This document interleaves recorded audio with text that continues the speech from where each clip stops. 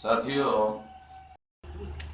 एक विषय जो आरक्षण समाप्त होने जा रहा है,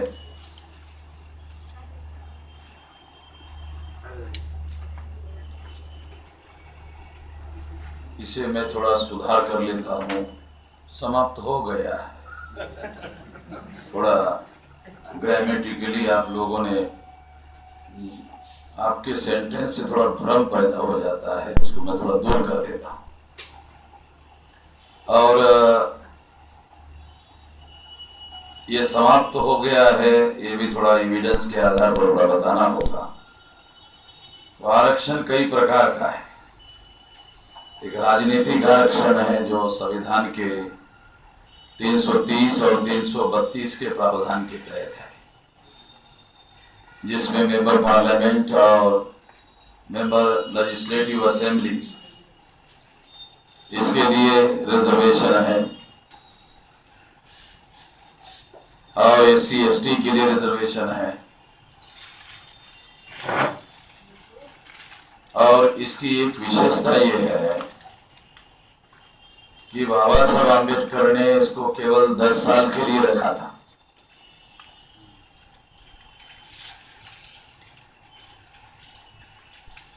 जो सर्विसेज का रिजर्वेशन है, एजुकेशन का रिजर्वेशन है, रिजर्वेशन इन प्रमोशन है, इसके लिए कोई समय की मर्यादा नहीं है। पॉलिटिकल रिजर्वेशन के लिए बाबा साहब आम्बेडकर ने 10 साल की मर्यादा रखी। और ये जो प्रावधान 330 और 332 में आया है, ये 24 सितंबर 1932 को जो पूना पैक्ट हुआ, उसमें लिखा हुआ है। किसी ने भी पूना पैक्ट का ओरिजिनल ड्राफ्ट पढ़ा नहीं होगा। वकील साहब, वकीलों का तो कम से कम ये काम होता है, क्योंकि ये लीगल काम है। इंजीनियर लोगों का तो सारा दिमाग तकनीकी होता है। तो ये जो पॉलिटिकल रिजर्वेशन है, ये बाबा साहब आम्बेडकर ने 10 साल के लिए संविधान में लिखा था। और उसमें एक और प्रावधान है, बहुत मौलिक प्रावधान है पूना पैक्ट में, जो आप लोगों ने पढ़ा नहीं इसलिए आपको मालूम नहीं है। तो उसमें एक मौलिक प्रावधान है कि यदि इसे 10 साल से ज्यादा और एक्सटेंशन करना है, तो 2 लोगों के बीच में जो एग्रीमेंट हुआ, एग्रीमेंट, इसमें पूना पैक्ट एक एग्रीमेंट है।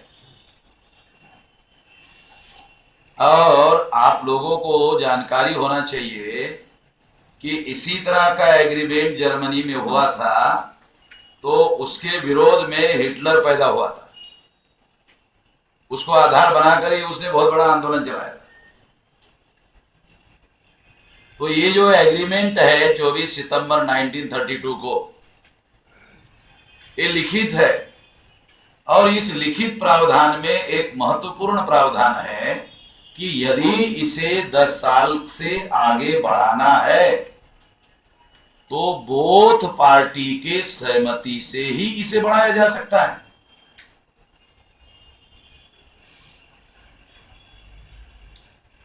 आज तक दूसरे पार्टी की सहमति नहीं ली गई, केवल बाबा साहब आम्बेडकर की सहमति हुई एक बार, और दूसरी बार संविधान लिखने के दौरान फिर सहमति ली गई। इसी के आधार पर उनको ड्राफ्टिंग कमेटी का चेयरमैन बनाया गया था। तो वो सहमति में केवल बाबा साहब आम्बेडकर की सहमति ली गई। बाबा साहब आम्बेडकर के बाद, उनका मृत्यु 56 में होने के बाद 61 में फिर ये बिल पार्लियामेंट में आया। आप सुनकर हैरान हो जाओगे कि रूलिंग पार्टी कांग्रेस ने यह बिल पास किया, अपोजिशन में बीजेपी है या जनसंघ है या कम्युनिस्ट है, इन लोगों के समर्थन से पास कर दिया। पूना पैक्ट के एग्रीमेंट में ये लिखा हुआ है कि शेड्यूल कास्ट और शेड्यूल ट्राइब के लोगों की सहमति से ये कानून और 10 साल के लिए बढ़ाया जा सकता है। सिंगल पार्टी ये बिल पास कर रही है। एक विशेष बात मैं आप लोगों को बता रहा हूं, आप लोगों की जानकारी में नहीं है और अनपढ़ लोगों की जानकारी में नहीं है, ऐसा नहीं कह रहा हूं, पढ़े लिखे लोगों की जानकारी में नहीं है, ऐसा कह रहा हूं। हाँ, वो इसके मौलिक गंभीर परिणाम मैं आपको अभी बताता हूं, क्योंकि इसके बारे में आपको जानकारी नहीं इसके कितने गंभीर परिणाम हुए। दूसरी बात, हम सब लोग सर्विसेज के रिजर्वेशन के लिए, एजुकेशनल रिजर्वेशन के लिए, रिजर्वेशन प्रमोशन के लिए सारे देश भर में आंदोलन करते हैं। मुझे आप बताइए, पॉलिटिकल रिजर्वेशन के लिए 50 के बाद भारत में कब और कहां आंदोलन हुआ कि इसको 10 साल आगे और बढ़ाया जाए? मुझे एक नाम बताइए, सुना कभी? जिस रिजर्वेशन को बढ़ाने के लिए हमारे समाज ने कभी कोई आंदोलन नहीं किया, वो रिजर्वेशन हमें हर 10 साल बाद दिया जाता है, और जिसके लिए हम लोग लगातार आंदोलन कर रहे हैं मगर हमको दे नहीं रहे, बल्कि समाप्त कर रहे हैं और लगभग समाप्त कर चुके हैं। इसका अंतर क्या है? क्योंकि पॉलिटिकल रिजर्वेशन ने बाबा साहब आम्बेडकर के शब्दों में, लिखित शब्दों में, जो उन्होंने what Gandhian Congress have done to untouchable, Gandhian emancipation of untouchable, states and minorities, ये जो 3 किताबें लिखी है उसमें लिखित है, ओरल नहीं बोल रहा हूं, लिखित है। लिखित उन्होंने कहा कि ये जो पूना पैक्ट का एग्रीमेंट है जिससे पॉलिटिकल रिप्रेजेंटेशन मिला, इसने stooge of the caste Hindu, अब इंजीनियर लोगों को अंग्रेजी तो समझाना नहीं पड़ेगा कि stooge of the caste Hindu, पिट्ठू, पिछलग्गू, स्टूज मीन्स चमचा, दूसरा शब्द इस्तेमाल किया, मतलब बाबा साहब ने अंग्रेजी यूज किया, मैं थोड़ा सा ट्रांसलेट भी कर रहा हूं। दूसरा शब्द है agent of the caste Hindu. Agent means शुद्ध हिंदी में मध्यस्थ, नहीं दलाल, शुद्ध हिंदी का शब्द नहीं है। मैं मराठी भाषा का आदमी हूं, हिंदी भाषा का नहीं हूं, मेरी मातृभाषा मराठी है और मैं इधर नॉर्थ इंडिया में आकर हिंदी सीखा। जैसे बाबा साहब आम्बेडकर जो है अंग्रेजों की भाषा उन्होंने सीखा, राउंड टेबल कॉन्फ्रेंस में उन्होंने भाषण दिया अंग्रेजी में, तो राजा जो है जब उनकी अंग्रेजी सुन रहे थे तो राजा को लगा कि ऐसी अंग्रेजी तो साला हमको भी बोलना नहीं आता। तो दूसरे दिन बाबा साहब आम्बेडकर को राजा ने नाश्ता करने के लिए अपने घर में बुलाया। इंग्लैंड का जो राजा है उसने, क्योंकि वो बहुत अभिमानी लोग हैं अंग्रेज लोग अपनी भाषा के, तो agent of the caste Hindu का मतलब है शुद्ध हिंदी में मध्यस्थ और देशी हिंदी में दलाल और बड़ुआ, दोनों जो भाषा आप लेना चाहो उसमें आपकी मर्जी पर मैंने जोड़ा हुआ है। Stooges of the caste Hindu, agent of the caste Hindu and tool of the caste Hindu. ये मेरे शब्द में जितने बाबा साहब ने यूज किए वो बता रहा हूं। Tool of the caste Hindu यानी मान लो SC ST पर एट्रोसिटी हुई तो स्वर्ण हिंदू पुलिस स्टेशन में टेलीफोन नहीं करते, उस इलाके का जो MLA है SC ST का उसको टेलीफोन करते हैं, बोलते हैं राम बाबू जरा देख लीजिए। राम बाबू बोलते हैं कि वहां आंदोलन चल रहा है, जरा देखना मुश्किल है। अच्छा ऐसा है, थोड़ा सा हल्का कर दीजिए। एफआईआर में थोड़ा हल्का कर दीजिए, जुडिशरी में हम ठीक कर देंगे। इधर अगर आप हल्का कर देते हैं एफआईआर में, तो जुडिशरी में हम जो कसर रहेगी वो उधर इसको निर्दोष छुड़ा देंगे। हाँ राम बाबू, हाँ इतना तो हम इंस्पेक्टर को कह के कर सकते हैं, समाज के लोगों को नहीं कह सकते। जरा दिक्कत है, आंदोलन हो रहा है, तो अगली बार हमको वोट नहीं मिलेगा। ये पासवान लोग थोड़ा ज्यादा उग्र हो गए ना, इसीलिए थोड़ा सा हमारी समस्या हो जाती है। ऐसा नहीं, ऐसा बोलते हैं, सारे देश की बात बता रहा हूं। तो इसको कहते हैं tool of the caste Hindu. जो कास्ट हिंदू है, ये हमारे एमएलए और एमपी को टूल के तौर पर यूज करते हैं। मैं एग्जांपल देके समझा रहा हूं कि टूल का क्या मतलब है। टूल का क्या मतलब है वो समझाने के लिए उदाहरण दे रहा हूं। मुझे समझना नहीं है, आपको समझना है, इसलिए उदाहरण देके समझा रहा हूं इसका अर्थ क्या है। तो ये सारे शब्द बाबा साहब आंबेडकर ने इस्तेमाल की, और ऐसे लोग पॉलिटिकल रिजर्वेशन में तैयार होते हैं। आप जानते हैं ये आंकड़ा कितना बड़ा है, 131 मेंबर पार्लियामेंट आउट ऑफ 543। अगर ये लोग बीजेपी को सपोर्ट ना दे या कांग्रेस को सपोर्ट ना दे, तो इनकी सरकार कभी भी नहीं बन सकती। 76 सीटें हैं अभी 283 में, बीजेपी के 76 माइनस करो 283 में, सरकार भरभरा के गिर जाएगी।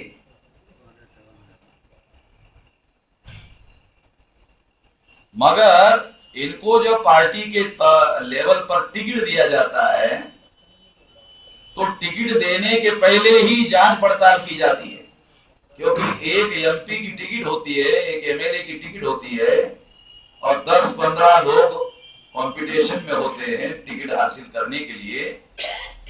तो पार्टी का क्राइटेरिया होता है कि ज्यादा से ज्यादा समाज को धोखा देने में कौन आदमी आगे हो सकता है, ज्यादा से ज्यादा धोखा देने में कौन आगे हो सकता है, कौन कंपटीशन में ज्यादा आगे बढ़ सकता है। तो 10-15 लोग रहते, कंपटीशन होता है उसमें।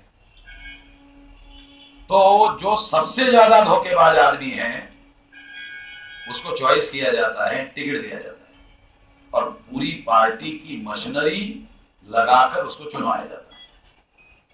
ब्राह्मण क्षत्रिय वैश्य मिलकर उसको वोट देते हैं, उसको चुनवा कर लाते हैं,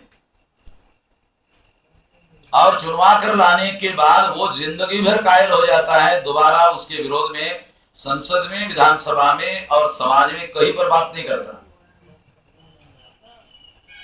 आपने कभी नहीं सुना होगा कि कोई हमारा एमएलए एमपी जो है हमारे लोगों की लड़ाई लड़ रहा है।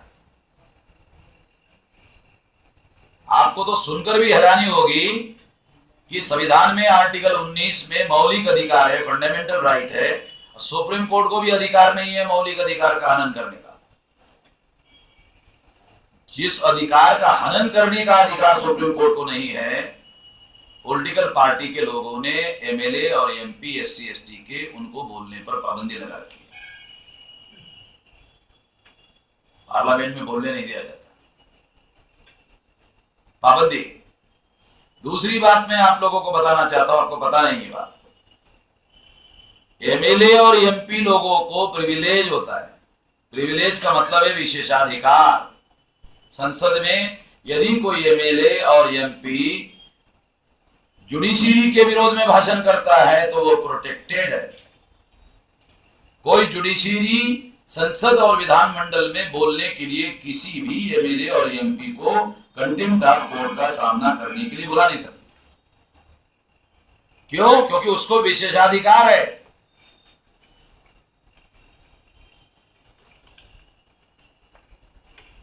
इतना विशेषाधिकार होने के बावजूद भी कोई शेड्यूल कास्ट और शेड्यूल ट्राइब का आदमी एमएलए एमपी पार्लियामेंट में बोलता नहीं है। बाबा साहब आंबेडकर का खुद का तजर्बा उन्होंने एक सेंटेंस में बताया, they are opening their mouth only for your. वो लोग अपना मुंह नहीं खोलते हैं, और जब खोलते हैं तो केवल जम्हाई देने के लिए खोलते हैं। They are opening their mouth only for yawning. वो केवल जम्हाई देने के लिए मुंह खोलते हैं, अन्यथा मुंह ही नहीं खोलते हैं। मेरा तजर्बा थोड़ा ऐड कर देता, यदि जमाई देना नेचुरल कॉल नहीं होता तो ये लोग उसके लिए भी मुंह नहीं खोलते। मतलब नेचुरल कॉल है, मुंह खोलना ही पड़ता है। हाँ, खोलना ही पड़ता है। तो जो आदमी हमारा रिप्रेजेंटेटिव नहीं है, हमारे समाज का सत्यानाश करने वाला आदमी है, उन लोगों का रिजर्वेशन बीजेपी और कांग्रेस के लोग बुलाकर पास करवाते हैं। अभी अगर मान लो 2019 में आया नहीं है, अभी बोलता हूं, अगर बीजेपी ने चुनाव जीता तो मैं स्टैम्प पेपर पर यहां आपको अनाउंस करता हूं, रिकॉर्ड करता हूं, वो शेड्यूल कास्ट शेड्यूल ट्राइब का रिजर्वेशन पास कर देंगे, पॉलिटिकल रिजर्वेशन। क्यों? क्योंकि जब वो शेड्यूल कास्ट और शेड्यूल ट्राइब उनका काम करेगा, रामनाथ कोविंद को उन्होंने राष्ट्रपति बनाया तो एमएलए नहीं बना सकते, एमपी नहीं बना सकते, छोटी जी नहीं कर सकते।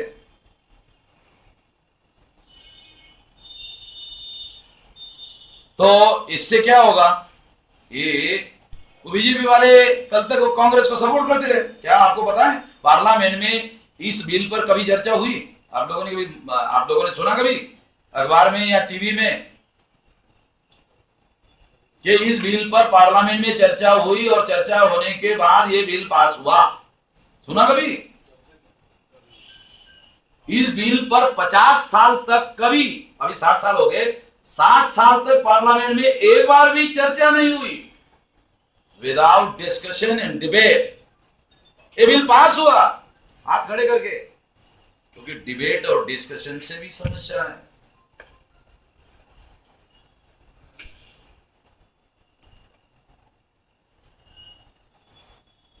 दो 2018 को, क्योंकि 2021 को मामला आएगा, तो हम लोग 2018 से इस मामले को अब शुरू करेंगे सारे देश भर में, कि हमारी सहमति लिए बगैर उसको एक्सटेंशन ना किया जाए। या तो वामन मेश्राम के मुकाबले का कोई आदमी शेड्यूल कास्ट में बताओ। पिछली बार आपको थोड़ा जानकारी बता दूं, अपना क्या नाम वो रामराज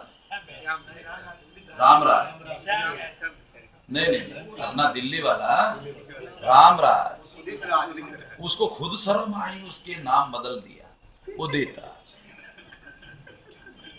रामराज शर्म आई उसको अपने नाम की, खुद की शर्म आई। राम का राज लाने का इतना अजीब बात है। उसने खुद ही अपना शर्म आई तो उदित राज कर दिया। चलो ठीक है, उदित राज मान लेते हैं।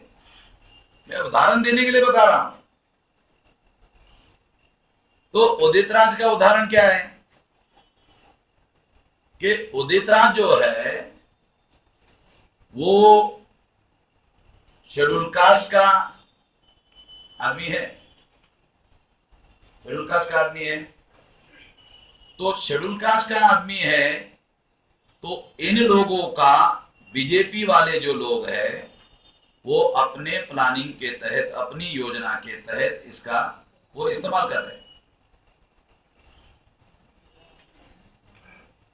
और जो आंदोलन कर रहे थे हमारे लोगों के हक के लिए, और हमारे बहुत सारे लोग उदित राज के नाम पर पागल हो गए थे, तब मैंने लिखित रूप से हमारे लोगों को दिया था, अरे ये एजेंट है हमारे पास अभी भी कागज। उस समय कहा था जब वो बीजेपी में गया तो मुझे लोगों ने टेलीफोन, मेश्राम जी आपने बहुत पहले एक लेटर निकाला था, आपको पहले कैसे मालूम हो गया? मैंने कहा मैं हस्तरेखा देखता हूं। भाई लोग गधे लोग हैं।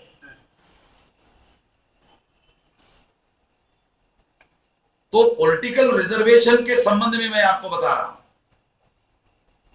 ये 18 से हम ये मामला खड़ा करेंगे, तो उदित राज ने खुद ही एक सर्वे किया, अपने से सर्वे किया, और सर्वे में उसको क्या बताना था, सर्वे को उसने अपने से सर्वे करवाया। अपने सर्वे में क्या बताया कि टॉप 10 लीडर शेड्यूल कास्ट, पहले नंबर उदित राज, दूसरा नंबर वामन मेचम।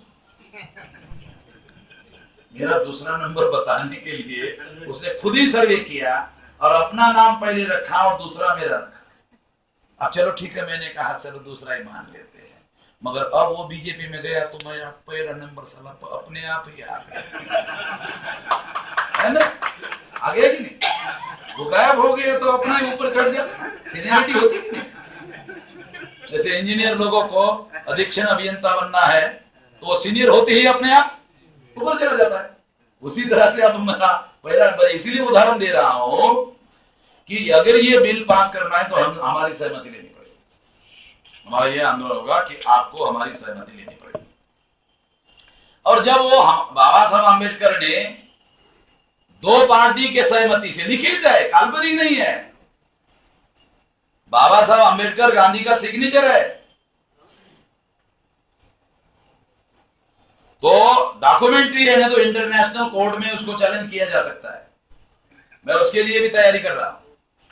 मैं अभी कोलंबिया यूनिवर्सिटी में वर्ल्ड कॉन्फ्रेंस ले रहा हूं, तो वो ऐसे ही फालतू केवल घूमने फिरने के लिए नहीं ले रहा हूं, उसके पीछे हमारी इंटरनेशनल स्ट्रेटेजी है कि कल ये मामला, ये तो बहुत बदमाश लोग हैं, तो इन लोगों के ऊपर, जैसे नेल्सन मंडेला को 29 साल जेल में रखने के बाद बाहर निकाला गया, तो वो उनके संगठन के ताकत के बल पर बाहर नहीं निकाला, वर्ल्ड लेवल के लोगों ने साउथ अफ्रीका पर सैंक्शन लाया और सारे दुनिया के लोगों ने उन पर बहिष्कार कर दिया। उनकी कोई चीज नहीं खरीदेंगे और उनको कोई चीज भेजेंगे। तो आजकल दुनिया में कोई देश आइसोलेशन में जी नहीं सकता, ना रह सकता है। तो इसलिए प्रधानमंत्री जो उस समय था वो था, उसने मजबूर होकर जेल से निकालकर उसको डायरेक्ट राष्ट्रपति बनाया था। तो ये वर्ड प्रेशर था। हम लोगों को भी, क्योंकि ये बहुत बदमाश लोग हैं जिन्होंने और ब्राह्मणों ने कब्जा किया हुआ है, तो ये बदमाश लोगों का कब्जा है। तो बदमाश लोगों को ठीक करने का काम केवल शक्ति से संभव है, समझाने से। बदमाशों को, अब ब्राह्मणों को क्या समझाना भाई, उनको समझ में नहीं आता, तो समझाने का उनको बहुत गलत बात है। समझाने का जो सिद्धांत है वो हमारे SC ST OBC माइनॉरिटी के बुड़बक लोगों को समझाना जरूरी है, ब्राह्मणों को समझाना जरूरी नहीं है। जो हमारे ही लोग हैं और हमारी बात कम सुनते हैं, मानते तो उससे भी कम, क्योंकि एक सुनना है एक मानना है। बहुत कम सुनते हैं और उसमें और कम मानते हैं, मगर वह लोग हमारे ब्राह्मणों की सुनते भी ज्यादा है और मानते भी ज्यादा है।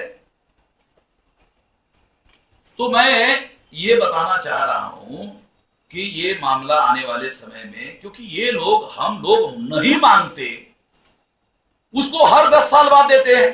क्यों देते हैं? क्योंकि वो हमारे हक और अधिकार के विरोध में उनका साथ देते हैं। पार्लियामेंट में कोई भी बिल जो हमारे विरोध में पास होता है, ये लोग साथ देते हैं। तो ये जो पॉलिटिकल रिजर्वेशन है, एक रिजर्वेशन है, ये हमारे खिलाफ बहुत बड़ी साजिश है। ये साजिश का जो पितामह है, पिताजी है, वो मोहनदास करमचंद गांधी है। और इसने हरिजन नाम की एक गाली भी हम लोगों को दी हुई है। बिहार के लोगों को थोड़ा बहुत इसके बारे में जानकारी हो रही है, अभी ज्यादा जानकारी फैल रही है। ये हरिजन जो है, ये शब्द एक प्रकार से गाली है। बाबा साहब आम्बेडकर ने एक संवैधानिक शब्द दिया है, शेड्यूल कास्ट, अनुसूचित जाति। ये संवैधानिक शब्द है। इसलिए मैं, हमारे ऑर्गेनाइजेशन में हम संवैधानिक शब्दों का उपयोग करते हैं। संवैधानिक शब्दों का उपयोग करना जायज बात है। दूसरी बात, ये पॉलिटिकल रिजर्वेशन की बात आपको बताया, जो जिसकी मांग हम नहीं करते हैं वो हर 7 साल बाद देते हैं। जिसकी हम डेली मांग करते हैं उसको हमको देते नहीं है। 90 से प्राइवेटाइजेशन शुरू हुआ। अभी हमारे एक साथी ने बात किया कि प्राइवेटाइजेशन की हमारे लोग बात करते हैं। प्राइवेटाइजेशन गवर्नमेंट सेक्टर और पब्लिक अंडरटेकिंग सेक्टर में लागू किया गया है, और रिजर्वेशन का जो संवैधानिक प्रावधान है वो government sector public undertaking sector में है। प्राइवेटाइजेशन जैसे ही शुरू हो जाता है रिजर्वेशन जीरो हो जाता है। बहुत लोगों को ये समझ में नहीं आता। जब ये 90 से शुरू हुआ, मेरे रिकॉर्डेड स्पीच है 90 से, तो लोगों ने कहा ये वामन मेश्राम पागल हो गया है, ये कुछ भी बोलते रहता है, संविधान में आरक्षण कोई खत्म कर सकता है? मैंने कई जगह कहा संविधान का आरक्षण लिखित रूप से आज भी बरकरार है, व्यवहार में खत्म हो गया है। समझ में आता है? समझ में आना चाहिए ना। संविधान का आरक्षण वैसे के वैसे लिखा हुआ है और प्रैक्टिकल में और व्यवहार में खत्म कर दिया। कैसे? जो डिपार्टमेंट प्राइवेटाइज हो जाएगा रिजर्वेशन खत्म हो गया। बहुत सारा पब्लिक अंडरटेकिंग सेक्टर कंपनियां हैं, गवर्नमेंट उसका प्राइवेटाइजेशन करती है, करते ही दूसरे ही दिन जीरो रिजर्वेशन हो जाता है। कितने लोगों को बताइए? क्योंकि प्राइवेटाइजेशन में रिजर्वेशन का कोई प्रावधान नहीं है। एक बात तो रिजर्वेशन इन सर्विसेज को, क्योंकि अभी जो भी नौकरियां, ये हो गया प्राइवेटाइजेशन का मामला। जो गवर्नमेंट सेक्टर है उसमें जो भी आदमी रिटायर्ड होता है, वो डिपार्टमेंट का आदमी वो जगह भर्ती करने के लिए फाइनेंस डिपार्टमेंट को, स्टेट का अगर है तो स्टेट के फाइनेंस को, और सेंटर का है तो देश के फाइनेंस मिनिस्टर को भेजा जाता है। और वो कागज वहां जैसे पहुंचता है वो कचरे के डिब्बे में वो कागज उधर डाल देते। कोई रिक्रूटमेंट होता नहीं। रिक्रूटमेंट पर बैन है सेंट्रल गवर्नमेंट स्टेट गवर्नमेंट का। आपको क्या लगता है कि काम भारत सरकार का, राज्य सरकार का कम हो रहा? बढ़ रहा है। काम बढ़ रहा है, नौकरियां घट रही है। जब काम बढ़ रहा है तो नौकरियां बढ़नी चाहिए ना। तो जो SC ST OBC माइनॉरिटी के लोग हैं उन लोगों को यह कहा गया है अगर नौकरी नहीं करना है, जो आपको काम बताया वो काम पूरा नहीं करना है तो VRS ले लो, जाओ घर में। VRS नहीं लेते हो और काम भी नहीं करते हो तो हमारे पास CRS है। The difference between VRS and CRS. VRS means voluntary retirement scheme. CRS means compulsory retirement scheme. तुमको पूछा नहीं जाएगा, ये लागू है, ये लागू है। अभी भी उन लोगों को निकाल दिया जाता है। इससे क्या हो रहा है मालूम है? पहले लोगों को, कर्मचारियों को घंटा 2 घंटा 3 घंटे का ओवर टाइम मिलता है। आजकल हम लोग कर्मचारी को पूछते हैं, अरे भाई 9 बजे तुम घर में आ रहे तो ओवर टाइम मिलता होगा? काय का ओवर टाइम? इसका मतलब समझते हो कि अगर आप 8 घंटे ड्यूटी करते हो और 8 घंटे की सैलरी मिलती है तो आप नौकरी कर रहे हो। अगर आप 12 घंटे ड्यूटी कर रहे हो, 8 घंटे की सैलरी मिलती है, तो इसका मतलब है आप गुलामी कर रहे हो, नौकरी नहीं कर रहे हो। क्योंकि आपको 3-4 घंटा मुफ्त में काम करना पड़ता है, और जहां मुफ्त में काम करना पड़ता है तो गुलामी होगी ना, बाउंडेड लेबर हो गया ना। ये चल रहा है। जबकि बाबा साहब आम्बेडकर 1942 में जब लेबर मिनिस्टर बने तो 113 कानून पास किए लेबर लॉस के तहत। किसी को भी पता नहीं, लोगों में भ्रम है कि ये किसी कम्युनिस्ट वालों ने बनाए। कम्युनिस्ट वाले सेंट्रल में कभी भी सरकार में आए ही नहीं। कम्युनिस्ट के लोग सरकार में कभी आए ही नहीं। बाबा साहब आम्बेडकर 42 में जो मिनिस्टर बनाए गए थे वो मिनिस्टर ही लेबर थे।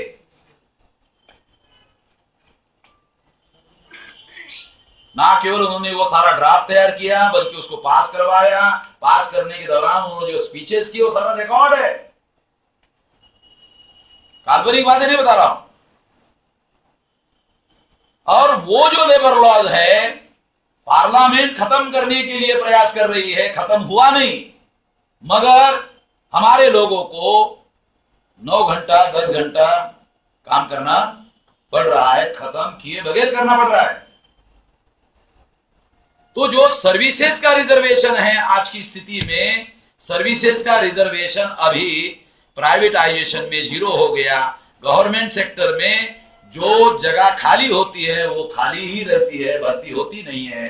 मुझे आप में से कोई हाथ खड़ा करके बता सकता है कि 10 साल में अखबार में आपने विज्ञापन पढ़ा हो शेड्यूल कास्ट के लिए 15% रिजर्वेशन होगा, 7.5% आदिवासी को होगा, 27% ओबीसी को होगा, ऐसा कोई विज्ञापन पढ़ा 10 साल में पढ़ा? मुझे तो नहीं लगता, मैंने तो नहीं पढ़ा, पहले पढ़ता था मैं, मगर अभी कोई विज्ञापन इस तरह का जाहिरात जो है किसी अखबार में अभी आता नहीं है। जब आता नहीं तो गवर्नमेंट का काम चल रहा कैसे? उसके लिए उन्होंने ठेकेदारी का सिस्टम शुरू किया, आउटसोर्सिंग, ठेकेदारी का सिस्टम शुरू किया और ठेकेदारी के तहत उस काम को करवाया जाता है और उसके लिए ठेके जो है ब्राह्मण क्षेत्रीय ओएच को दिए जा रहे हैं। जो लेबर एजेंसीज है वो उन लोगों के द्वारा आदमी भर्ती किए जाते हैं और उनको किसी प्रकार की कोई फैसिलिटी नहीं है, न ग्रेच्युटी है, न पेंशन है, न मेडिकल फैसिलिटी है कुछ वकील साहब कुछ नहीं है। ये स्थिति है, ये परिस्थिति है आज रिजर्वेशन के संबंध। अब दूसरा, reservation in promotion. Reservation in promotion supreme court ने ऑर्डर दे दिया, आपके बिहार में भी विरोध में दे दिया कि नहीं सुकर जी? सुप्रीम कोर्ट वालों ने भी रिजर्वेशन इन प्रमोशन के विरोध में फैसला दे दिया। अब रिजर्वेशन कहां बचा हुआ है? चपरासियों में, झाड़ू वाली जगह में, जहां कोई कर नहीं रहा है, बहुत ज्यादा बाबू में, और वो भी आउटसोर्सिंग में और ठेकेदारी में। मैं एक बार भुसावल के रेलवे स्टेशन पर टॉयलेट में गया तो उसने कहा 2 रुपया। मैंने कहा काय का? बोले अभी ये हमारा हो गया, हम इसका ठेका लिए। मैंने कहा कल तो नहीं, आज से शुरू हो गया। अब टॉयलेट का अगर प्राइवेटाइजेशन हुआ तो मुझे बताओ, टॉयलेट से नीचे कोई चीज है प्राइवेटाइजेशन करने की? फिर आप बताओ तो। मुझे तो अभी तक मेरा सारा दिमाग नहीं चला कि सारा टॉयलेट के नीचे कौन सी चीज रह गई है। अभी तक मुझे पता ही नहीं चला कि कौन सी चीज रह गई। आपको समझ में आए, अनुमान हो जाए परिस्थिति या क्या है। तो रिक्रूटमेंट रिजर्वेशन खत्म हो गया और रिजर्वेशन इन प्रमोशन भी सुप्रीम कोर्ट ने खत्म कर दिया। प्राइवेटाइजेशन में रिजर्वेशन कानून नहीं है। आपको मैंने कहा था ना ये खत्म हो रहा, आप बोल रहे ये खत्म हो गया खत्म हो गया। आप लोगों को पता नहीं है खत्म हो गया। अच्छा ठीक है, आप बोलेंगे हाँ ये क्यों खत्म हो गया? तो जो SC ST के जो कर्मचारी है उन्होंने वेलफेयर एसोसिएशन बनाया कि SC ST के कर्मचारियों का वेलफेयर होना चाहिए। मैंने एक कर्मचारी को पूछा कि कितना सैलरी मिलता है? कहा कि 30,000 रुपया। 30,000 मिलने के बाद में अच्छा ये बताइए आपके पिताजी को साल में कितना मिलता था? साल में 30,000 मिलता था? आपके पिताजी को साल में 30,000 नहीं मिलता है, आपको 30,000 महीने का मिल रहा है। आप बोल रहे आपका और कल्याण होना, वेलफेयर होना बाकी है। क्या बाकी है बताओ? क्योंकि आपने संगठन बनाया SC ST employees welfare association. तो जितने SC ST के एम्प्लॉयज लोगों ने वेलफेयर एसोसिएशन बनाए उन्होंने हमारे महापुरुषों के आंदोलन का फायदा लिया और महापुरुषों के आंदोलन को अपनी आंखों के सामने मरने दिया। उसका पुनर्जीवन करने के लिए बुद्धि, पैसा, हुनर, समय, श्रम नहीं दिया।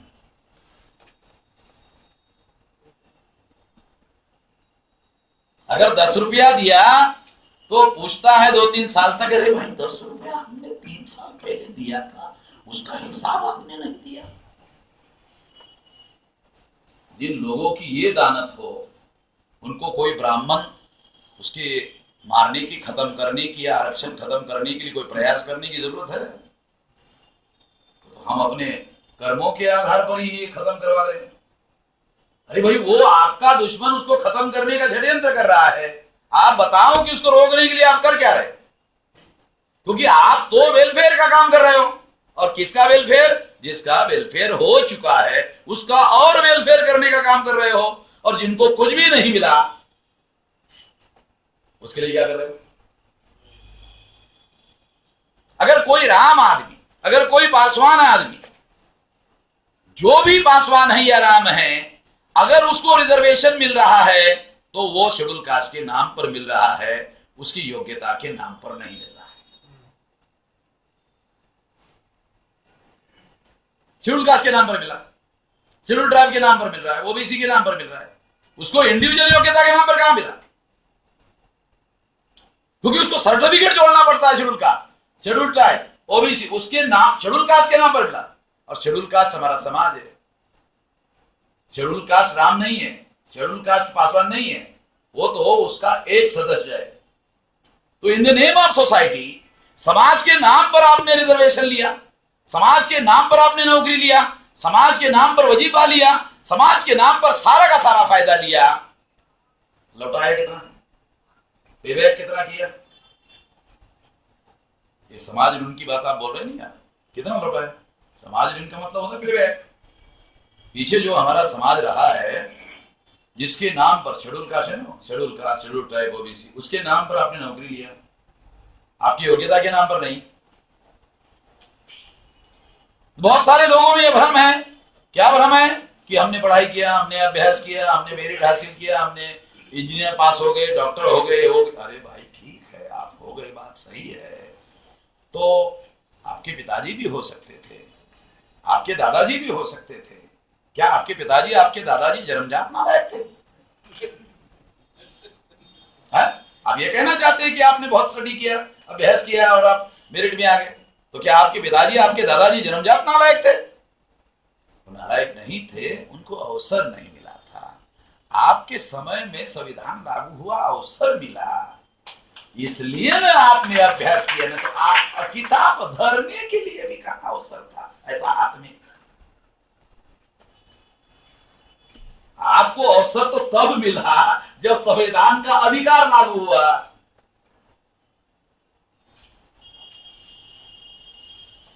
और यही अधिकार आपके दादाजी को मिला होता, यही अवसर आपके पिताजी को मिला होता, तो जैसे आपने अभ्यास किया वैसे उन्होंने भी किया होता, वो भी इंजीनियर हुआ होता, वो भी डॉक्टर हुआ होता। आपने अभ्यास किया, बात तर्क संगत नहीं है। मैं ये उदाहरण केवल इसलिए दे रहा हूं, फैक्ट इसलिए दे रहा हूं कि हमारे लाखों कर्मचारियों ने वेलफेयर संगठन बनाया। किसका वेलफेयर? जिनका ऑलरेडी वेलफेयर हो चुका है, उन्होंने अपना वेलफेयर संगठन बनाया।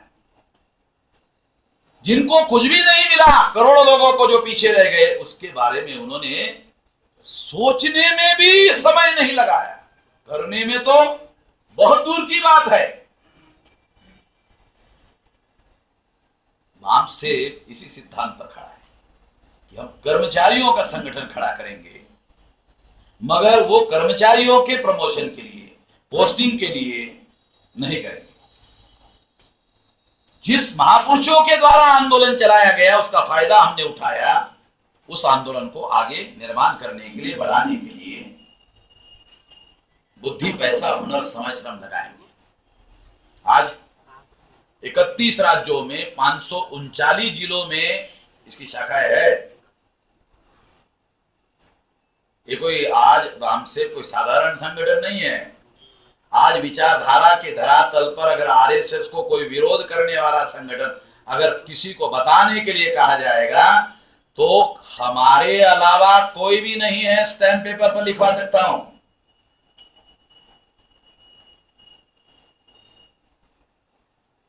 अगर कोई बीजेपी को, आरएसएस को विरोध कर रहा है, तो जो विरोध करने वाला है अगर वो विचारधारा के आधार पर नहीं कर रहा है तो उसका कोई मीनिंग है नहीं।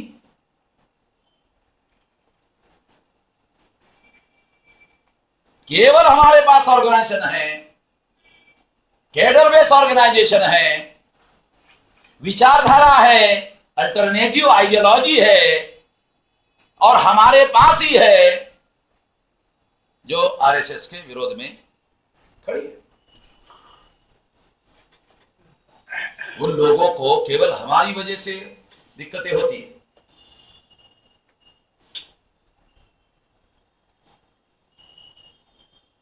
तो ये जो हमारे लोग हैं, वेलफेयर ऑर्गेनाइजेशन बनाने वाले जो लोग हैं, उनकी बदौलत ये समस्या संकट खड़ा हुआ।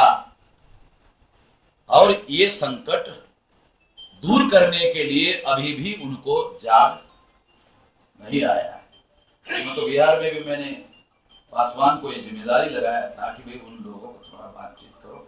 मैंने कहा करो, उन्होंने किया। करने के बाद भी उनको अक्ल नहीं आई, करने के बाद भी अक्ल नहीं आई।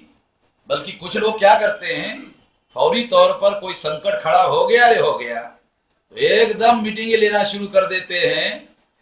और मीटिंगें लेकर क्या बोलते, एक एक महीने की सैलरी देनी पड़ेगी। हाई कोर्ट में और सुप्रीम कोर्ट में जाऊंगा। कोर्ट खत्म नहीं कर सकता, बिहार सरकार खत्म करेगी। यही है, इसीलिए कोर्ट में गए। कोर्ट में जाने के लिए एक एक महीने की सैलरी भी हमारे इंजीनियर और हमारे बहुत सारे अधिकारियों से लिया। और जिन लोगों ने ये सैलरी लिया वो सुप्रीम कोर्ट में पंडित जी वकील है। क्या पता है एक एक महीने की सैलरी देने वाले लोगों को? मैं आपको बताता हूं, मेरे पास सारा डाटा है। पंडित जी को वकील लगाया और पंडित जी सुप्रीम कोर्ट में जो बहस करता है वो 50% करता है और 50% छोड़ देता है। फैसला तो विरोध में ही जाएगा। अच्छा, दूसरी बात, जिन्होंने पंडित जी को बुक किया वकील के तौर पर, वो हियरिंग सुनने के लिए सुप्रीम कोर्ट में जाता भी नहीं। पासवान जी, मैं बहुत खास बात आपको बता रहा हूं। मैंने बहुत सारे नेता को देखा जो वकील को लगा देता है, वो ये भी नहीं पूछता है कि पंडित जी हियरिंग के लिए तारीख कब है, हियरिंग के लिए तारीख कब है। वो नेता ये भी नहीं पूछता, मेरा काम तो हो गया। 1 करोड़ इकट्ठा कर लिया, 50 उधर दे दिया, 50 मेरा अपना हो गया, खत्म मामला। मेरा तो उद्देश्य पूरा हो गया भाई। रियल बता रहा, मैं अंदर की कहानी बता रहा हूं। क्यों हरगिराम, बराबर है ना? सबूत हमारे पास है। मैं ये एग्जाम्पल किसी और कारण की वजह से दे रहा हूं। वो कारण क्या है? अरे संगठन की क्या जरूरत है, आंदोलन की क्या जरूरत है, सुप्रीम कोर्ट में जाने का, वदर से आर्डर लाने का, आंदोलन की कोई जरूरत नहीं। खाम खाए बामसे वाले दिमाग खराब करके रहते हैं। समझ रहे बस? अभी हमारे राम साहब कह रहे, आप कह रहे संगठन चाहिए, संगठन चाहिए, संगठन चाहिए। वो क्या कहता है, अरे तो क्या कोई जरूरत है, सुप्रीम कोर्ट जाओ, हाई कोर्ट जाओ, और अगर आपको दिक्कत है हमको दे दो पैसा, हम चाहते हैं तुम इधर ही रहो। उधर से ऑर्डर लाते हैं, मामला खत्म। आंदोलन की कोनो जरूरत ही नहीं भाई। यही ना कहते हो भोजपुरी में, आंदोलन की कोनो जरूरत ही नहीं।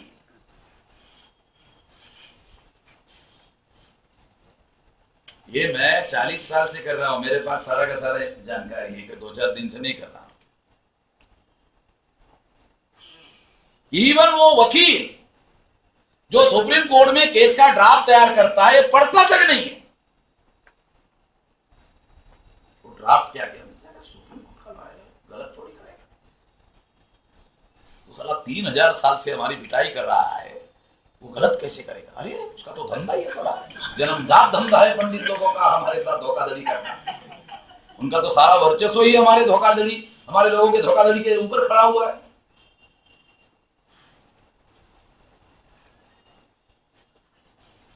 तो जो रिजर्वेशन की जो स्थिति है वो ये है। अभी मैं महाराष्ट्र में और कई स्टेट में मुझे ये जानकारी मिली कि आजकल बजट में जो वजीफा मिलता था, वो वजीफा भी उन्होंने 3 साल से कई राज्यों में विद्यार्थियों को वजीफा ही नहीं दिया। स्कॉलरशिप, जीओ स्कॉलरशिप है ना, दिया ही नहीं। मैं क्या क्या हो रहा है आपको बता रहा हूं, क्योंकि रिजर्वेशन से संबंधित बातें आपको बता रहा हूं। प्रोफेशनल एजुकेशन में क्या शुरू है?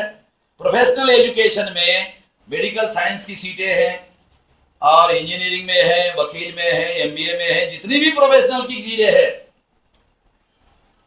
15 लाख देना होगा, 25 लाख देना होगा। दे दो, ले जाओ।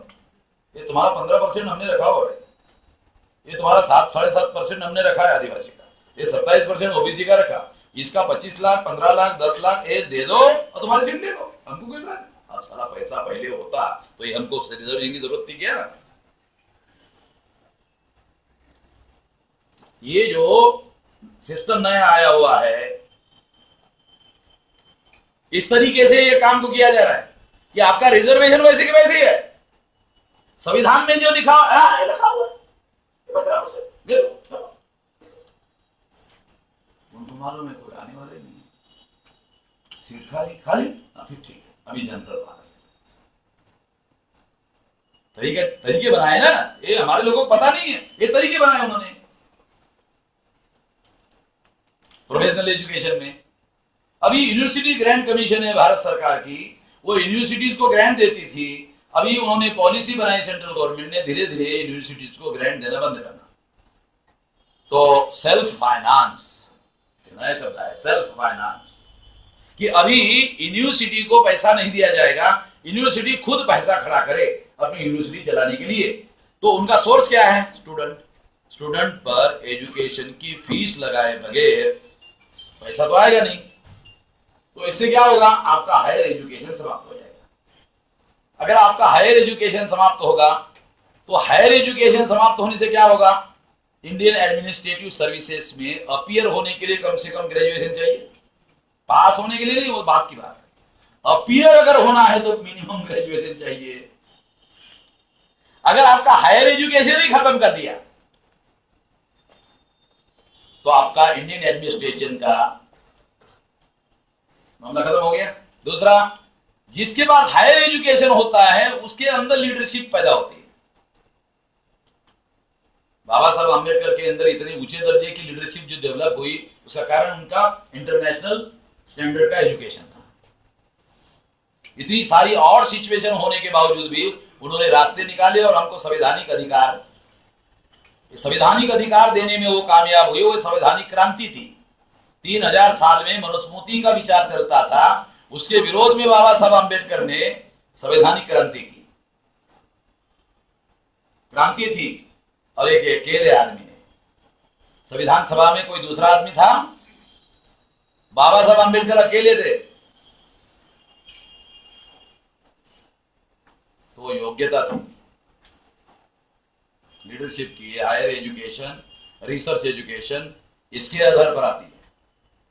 ये खत्म करने की दिशा में काम कर रहे हैं। आखिरी बात, क्या आप लोगों को पता है बेसिक एजुकेशन के बारे में क्या चल रहा है भारत में? सेंट्रल गवर्नमेंट ने, पार्लियामेंट ने कानून पास किया, आरटीई, राइट टू एजुकेशन। उसमें लिखा हुआ, लिखित है, 8वीं तक एग्जामिनेशन नहीं होगी। पता है हमारे लोगों को परीक्षा क्यों होती है? विद्यार्थियों में मेरिट डेवलप करने के लिए परीक्षा होती है। अगर परीक्षा नहीं होगी तो मेरिट डेवलप नहीं होगा। अगर आपका 8वीं तक किसी प्रकार का कोई मेरिट डेवलप नहीं हुआ तो आपका बच्चा 9वीं क्लास में 200% फेल हो जाएगा, मैट्रिक में 200% फेल हो जाएगा। और कम से कम चपरासी की नौकरी हासिल करना है तो मैट्रिक की डिग्री आपके पास चाहिए। तो आपको वो चपरासी के लिए भी एलिजिबल, पहले वो लिखते थे 60 के दौरान, कैंडिडेट आर नॉट अवेलेबल। 70 के दशक में उन्होंने लिखना शुरू किया कि candidate are not available and those who available they are not suitable. 70 के दशक में, 60 के दशक में लिखते थे कैंडिडेट आर नॉट अवेलेबल। 70 के दशक में लिखना शुरू किया candidate are not available and those who available they are not suitable. तो अभी अगर आपका बेसिक एजुकेशन 8वीं तक एग्जामिनेशन ही नहीं हुआ तो आपको 60 में कैंडिडेट आर नॉट अवेलेबल। इस दिशा में ये मामला लागू हो गया। पार्लियामेंट ने ये कानून पास कर दिया। दुनिया के इतिहास में भारत एकमात्र देश है जहां का रूलिंग क्लास अपने देश के बच्चों को मेरिट डेवलप ना हो इसके लिए कोशिश करता है। दुनिया के देश अपने बच्चों में मेरिट डेवलप करने के लिए 1000 प्रकार का जतन करते, एक नहीं 1000 प्रकार का जतन करते। भारत का शासक वर्ग जो ब्राह्मण है वो एकमात्र वर्ग है दुनिया में जो अपने देश के बच्चों को मेरिट डेवलप नहीं होना चाहिए इसके लिए संगठित प्रयास करता है। जानकारी के लेवल पर भी हमारे एजुकेटेड लोगों को पता नहीं। मैं तो कई कर्मचारी लोगों के घरों में जाते रहता हूं ना, जाना पड़ता है मुझे, तो उनके घर में जाता हूं तो उनको क्या कहता हूं, राम साहब अरे कोई पेपर नहीं आया क्या? नहीं हम पेपर नहीं पढ़ते ना, हम पेपर नहीं पढ़ते। अच्छा ठीक है, आपके लिए मंगा देता हूं। अपने घर में अखबार नहीं पढ़ता है और मैं गया तो पता, हाँ ठीक है मंगवा देते हैं। अगर आप अखबार नहीं पढ़ते हो तो देश और दुनिया में क्या चल रहा है आपको पता कैसे चलेगा? आपके खिलाफ में क्या साजिश चल रही है आपको पता कैसे चलेगा? बोलता साला पढ़ने से टेंशन बहुत होता है। अबे ना पढ़ने से पीढ़ी खत्म हो रही है, अब तो पढ़ने से तो केवल टेंशन वाई आता है ना, टेंशन वा। ना पढ़ने से तो पीढ़ी गारद हो रही है और गारद भी हो रही है और पता भी नहीं चल रहा। खाली विशेष बात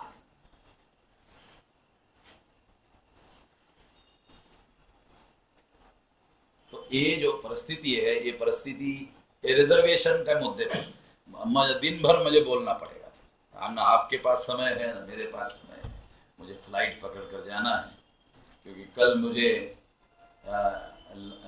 यूके के एम्बेसी में सवेरे 8 बजे हाजिर होना है ताकि मुझे वीज़ा लेकर के इंटरनेशनल लेवल पर जो हम लोग प्रयास कर रहे हैं उसके लिए मुझे वीज़ा मिलेगा तो वो धरती पर पैर रखने देंगे। बगैर वीज़ा से तो वो टिकट भी बुक नहीं होता। आपको पता नहीं, इंटरनेशनल जो एयर सर्विस है उसमें पहले टिकट मांगते हैं, बाद में टिकट बुक करते हैं। आपका वीजा है, पासपोर्ट है, लाओ, वो देखने के बाद टिकट बुक करते हैं, नहीं तो बुक ही नहीं करते। तो मुझे समय नहीं है। अब मैंने आपको ये जो रिजर्वेशन का मुद्दा आपने बताया उसके बारे में ये बातें मैं आपको बता रहा हूं। ये परिस्थिति है, इस परिस्थिति के लिए दूसरे लोग जिम्मेदार नहीं है। केवल हम लोग अपने दुश्मनों को जिम्मेदार माने और हम बिल्कुल भी जिम्मेदार नहीं है, ये सिद्धांत को मैं नहीं मानता। दुश्मन कभी भी दोस्ती नहीं करता, दुश्मन केवल दुश्मनी करते रहता है। दुश्मन को हाथ जोड़ के कहो तो भी दुश्मनी करेगा, दुश्मन को विनती करो तो भी दुश्मनी करता रहेगा। आपके पास केवल एक मात्र उपाय है, दुश्मनों के विरोध में जत्थेबंदी करना होगा, इकट्ठा होना होगा और इकट्ठा होकर उसका मुकाबला करना होगा बराबरी से। दुश्मन की पूंछ अगर उंगली में डालो तो उंगली टेढ़ी हो जाएगी मगर उसकी पूंछ सीधी नहीं होगी। उसको सीधी करने के झंझट में मत पड़ो, अपनी ताकत पैदा करो, अपनी शक्ति पैदा करो। दुनिया में अपनी ताकत और अपनी शक्ति को लोग सलाम करते हैं। तो इसलिए हमारे पास सबसे बड़ी जनशक्ति है, इसकी ताकत हम पैदा कर सकते हैं। ये पैदा करने का तरीका क्या है? पढ़े लिखे लोगों के पास बुद्धि है, पढ़े लिखे लोगों के पास पैसा है, पढ़े लिखे लोगों के पास समय है, हुनर है। तो पढ़े लिखे लोगों के पास साधन है और हमारे जो साधारण लोग हैं, आम लोग हैं, उनके पास साधन नहीं है, संख्या है। हमारे पढ़े लिखे लोगों के पास साधन है और हमारे अनपढ़ लोगों के पास संख्या है। संख्या और साधन का मेल करना। आंदोलन कैसे बनेगा? साधन और संख्या का मेल करना होगा। साधन और संख्या जब इकट्ठा होगी तो बहुत बड़ा आंदोलन खड़ा होगा।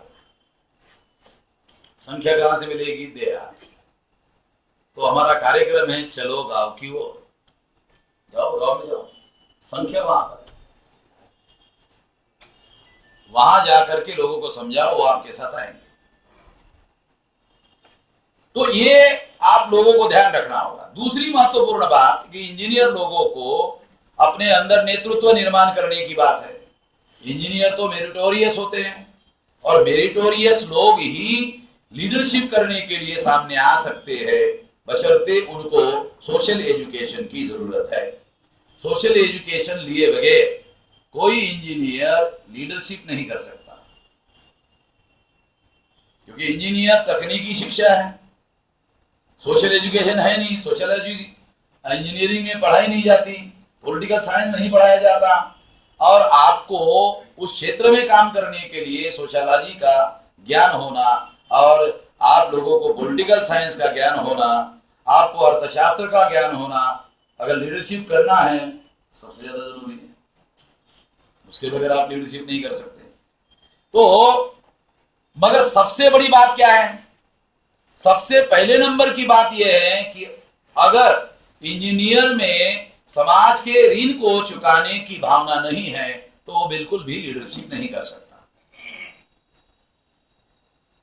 तो समाज को ऋण चुकाने का जो मौलिक सिद्धांत है वो क्या है? तो हमने समाज से लिया, समाज को लौटाना है, एक लाइन में बताया जा सकता है। समाज से हमने लिया 1848 से लेकर 1956 तक 108 साल तक हमारे महापुरुषों ने संघर्ष किया। 48 को ज्योतिराव फुले और 56 तक बाबा साहब। 108 साल 108 साल के बाद ये अधिकार मिला। और ये 108 साल के संघर्ष में यहां बैठा हुआ कोई आदमी था? समझाने के लिए बता, यहां बैठा हुआ कोई भी आदमी उस आंदोलन में नहीं था। मेरा जन्म 57 का है, बाबा साहब की मृत्यु 56 को हो गई, तो आंदोलन में शामिल होने का तो सवाल ही नहीं, तो 1 साल बाद पैदा हो गया है ना। मेरा अपना उदाहरण देकर के आपको बता। तो जब हम उस आंदोलन में शामिल ही नहीं थे तो इसका मतलब है कि बेनिफिट उन लोगों को हुआ जो उस आंदोलन में शामिल नहीं थे। बेनिफिट उन लोगों ने लिया जो उस आंदोलन में शामिल नहीं थे। कीमत किसी और ने चुकाई, बुद्धि, पैसा, हुनर, समय, श्रम, कीमत किसी और ने चुकाई, फायदा कोई और ले रहा है। अगर आप बैंक में 1 लाख रुपया फिक्स डिपॉजिट करो या डिपॉजिट करो, अगर आपने किया तो ब्याज भी आपको ही मिलेगा। 108 साल तक जिन लोगों ने बुद्धि, पैसा, हुनर, समय, श्रम इन्वेस्ट किया उनको ब्याज नहीं मिला। जिन्होंने कुछ भी इन्वेस्ट नहीं किया उनको सारा का सारा ब्याज मिल गया, मुद्दल भी मिल गया, ब्याज भी मिल गया, और सारा का सारा हम ले रहे हैं। उसके बदले में हमारे समाज को दे कुछ नहीं रहे। ये जो परिणाम है, ये परिणाम इसकी बदौलत हम भोग रहे हैं। तो इंजीनियर लोग एक मेरिटोरियस लोग हैं। अगर ये लोग पहल करें तो बहुत बड़े पैमाने पर समाज की जो बहुत पहले नंबर की लैकिंग है, लैक ऑफ लीडरशिप, तो लीडरशिप करने के लिए हायर एजुकेशन और ऊंचे दर्जे का एजुकेशन चाहिए। तब जाकर के लीडरशिप करने के लिए आप अपनी योग्यता प्रूव कर सकते हो। इंजीनियर लोगों में एजुकेशनल क्वालिफिकेशन है, मगर उनको दूसरी क्वालिफिकेशन अर्न करनी होगी और उसके आधार पर वो ये लीडरशिप करने के लायक बन सकते हैं। और वो दूसरा क्वालिफिकेशन हासिल करने के लिए बामसेफ के बाद बहुत बड़ा ट्रेनिंग है। किसी प्रकार की कोई कमी नहीं, ट्रेनिंग की जो चाहिए वो सारा का सारा अवेलेबल है। और आज इंजीनियर लोगों का संगठन बनाने के लिए हमारे समय में और आपके समय में बहुत अंतर है। हम लोगों ने रेलवे स्टेशन पर, हम लोगों को सोने के लिए कोई जगह नहीं मिलती थी, रेलवे स्टेशन पर सोते थे, और जिस बांकड़े पर सोते थे उसमें नीचे से खटमल हमको काटते थे। हाँ, खटमल काटते थे तो आधा सोते थे, आधा जागते थे, खटमल को थोड़ा थोड़ा मारते भी रहते थे। अभी किसी भी जिले में जाओ, आपको रहने की व्यवस्था है, आपके खाने की व्यवस्था है, आपको रेलवे स्टेशन पर रिसीव करने की व्यवस्था है, सारा रेडी है। अभी आपको ये जो हम लोगों ने परिश्रम किया, और भारत के किसी भी जिले में जाओ, 539 जिलों में 664 डिस्ट्रिक्ट है, नॉर्थ ईस्ट रीजन के जिले छोड़ दो, तो भी सारे देश भर में चाहे रोडवेज के बस से जाओ या रेल से जाओ, आप लोगों को हर जगह व्यवस्था मिलेगी। आपको तो आसान काम है। अभी वो काम दिक्कत नहीं है। तो हम लोगों को ये ध्यान रखना होगा कि इस तरीके से अगर हम लोग काम करते हैं तो निश्चित रूप से बुद्धिजीवी वर्ग को इकट्ठा करके एक बड़ा आंदोलन हम खड़ा कर सकते हैं। बुद्धिजीवी समझने के लिए श्रमजीवी समझना होगा। जिसको श्रमजीवी समझ में नहीं आता उनको बुद्धिजीवी समझ में नहीं आता। श्रमजीवी का मतलब होता है जो शारीरिक श्रम करता है शरीर से, बुद्धि से नहीं। अगर किसी को अकाउंट लिखने का काम किया जाए, बताया जाए, अगर किसी बिल्डिंग का प्लान बनाने के लिए इंजीनियर को कहा जाए तो दिमाग का काम है ना। तो जो दिमाग से काम करता है वो बुद्धिजीवी, जो शरीर से काम करता है शरीर श्रमजीवी। तो आपको फर्क समझ में आ जाएगा। समाज का बहुसंख्यांक 98% वर्ग जो है वो श्रमजीवी है। तो बुद्धिजीवियों को संगठित होना चाहिए श्रमजीवी लोगों के लिए। इस बात को ध्यान में रखते हुए अगर आप काम करते हो तो निश्चित रूप से काम बड़ा होगा। हमारे राम साहब ने कहा कि बराम सेव को शिक्षा संस्थान खोलना चाहिए, बराबर है। मगर सरकार में अगर राम साहब मैं नमक खाता हूं तो टैक्स देता हूं। अगर मैं और राम साहब नमक खाते हैं तो भी सरकार को टैक्स देते हैं। साले काय के लिए देते हैं? टैक्स देते हैं, काय के लिए देते हैं? ये टैक्स जो है देश में रहने वाले लोगों के विकास के लिए देते हैं ना। अब कोई ऐसी चीज है जिस पर टैक्स लगाना हो?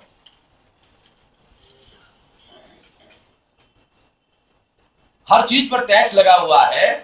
और ये टैक्स जो है दो प्रकार का होता है। एक इनकम टैक्स, डायरेक्ट टैक्स है। इनडायरेक्ट टैक्स दूसरा टैक्स है।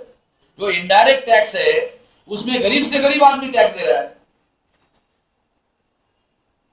जो खाने वाली जितनी चीजें हैं वो सारी की सारी हम लोगों को टैक्स देना पड़ता है उस पर। तो गरीब से गरीब आदमी टैक्स दे रहा है सरकार को। अगर सरकार को टैक्स दे रहा है तो सारे देश भर में एजुकेशन का जो सिस्टम है उसके लिए बजट होना चाहिए ना। मतलब इधर टैक्स भी दे और अपना पैसा खर्चा करके फिर अपने बच्चों के एजुकेशन के लिए भी शिक्षा संस्थान खोल दे। खोलना चाहिए, मैं इसके विरोध में नहीं हूं। हम लोगों ने एजुकेशनल इंस्टीट्यूट खोलने के रेफरेंस में भी प्लान बनाया हुआ है। इस दिशा में भी आने वाले समय में हम लोग काम करने वाले हैं। और ये सारे देश भर में कम से कम 500 जिलों में और 5000 तहसीलों में हमारे एजुकेशनल सेंटर होने चाहिए। इस पर हम लोग योजना पर काम कर रहे हैं।